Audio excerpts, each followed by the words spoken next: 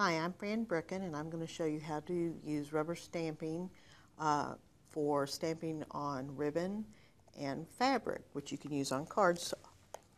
If you want to rubber stamp on a piece of ribbon, you could use that to make a card and just put your sentiment on the ribbon like that. And all you would need is your ribbon. I like to use the permanent ink. Find a thin stamp that's got what you want to say on it, ink it, and then just carefully line it up, place it with the ribbon, press hard, try not to rock back and forth, lift it up, and that'll stamp your ribbon.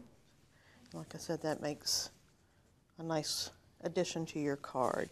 You can also stamp fabric and use that on a card. This is just this leaf stamp.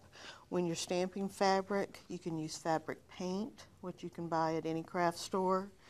And same sort of technique, you just want to get your stamp.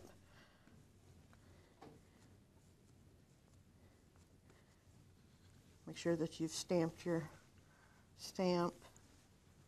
Press down on the fabric. Obviously different kind of fabrics are going to stamp better than others. Something that's thin is going to stamp a little bit better. This is permanent and you can wash it once it dries. You do not have to heat set it, but it does make a nice stamp and would make a lovely addition to your card. If you have any questions on this technique, you can contact us at Lasting Legacy website.